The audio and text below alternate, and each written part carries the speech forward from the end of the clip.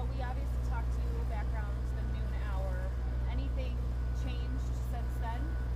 So since the last time that we discussed, we're approximately 85 to 90% contained. We're expecting that we should have the rest of the fire units released sometime tonight, probably between 8 and 9 o'clock. We're in our third operational period, and we're setting up for our fourth if we would need it.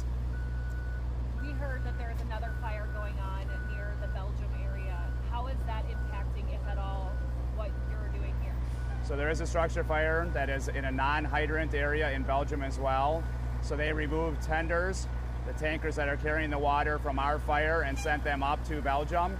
And then we had to replace those with some other tenders that were in the area. How is that impacting you, besides the replacement? It is not impacting us at all. That's what we plan for, that's what we train for. So when you have something like that that's thrown at you, you just adapt and you overcome, and you have other tenders come in and fill in for them. So we immediately had other tenders responding when those tenders had to leave. We have a regional coordinator for MABUS. He's called the Southeastern Regional Coordinator. So he's been working with the other division coordinators, and the next help would be coming from Calumet County if we need to have them come.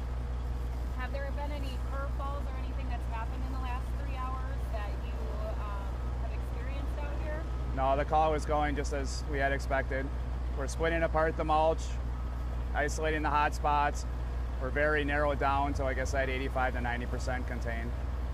One thing we didn't get to talk about last time was, did the weather have any impact on this fire? Or is it affecting you guys at all? Not really. We did have some wind last night that was blowing the smoke across all of our units and across the highway. As you look at behind us, I-41 is right on the other side of the driveway. So the Sheriff's Department closed down southbound I-41 for a period of time until the smoke was contained and we could make sure that it wasn't going to pose a safety hazard to the units that were, or the vehicles on the highway. So are people that are now in this rotation, firefighters that were here last night, coming back? Some of the departments were here last night. I couldn't tell you if they were the same firefighters. Almost all of the departments were departments that were here last night. They're from Milwaukee County on the tender side of it. So they were here previously, and it's probably different drivers would be my guess. So is this pretty much what it's gonna be looking like for the next several hours, as you've got the 2 ladders and the mulch pile? We're hoping to try to get down to 1 ladder towards the end of it, because if we can get rid of 1 ladder, we can reduce our on-scene personnel dramatically. So we're hoping to work towards being able to get to 1. So. Such good questions. Thank you. Yeah, thank you. I wasn't aware of that other fire. Could you just talk a little bit more about that, if you have any knowledge? So Belgium did have a structure fire. They still have it going on. They have called departments from Washington County to take tenders to that. And then some of the tenders that we had from Milwaukee County left our scene and went there. And then we called in additional tenders from Washington County. As you look at the rotational period, we wanted to allow those tenders and those drivers to be home and resting. We just had to pull them back.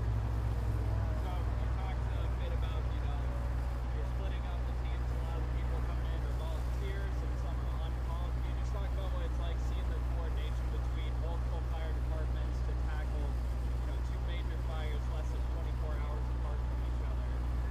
Again, that's something we train for all the time. So if you look at MABUS, Mutual Aid Box Alarm System, that goes all through Wisconsin, Northern Illinois, Minnesota, and into Indiana.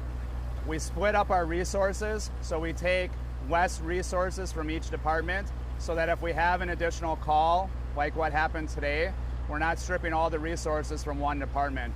We pre-plan for that ahead of time so that if something like that happens, we can deal with that.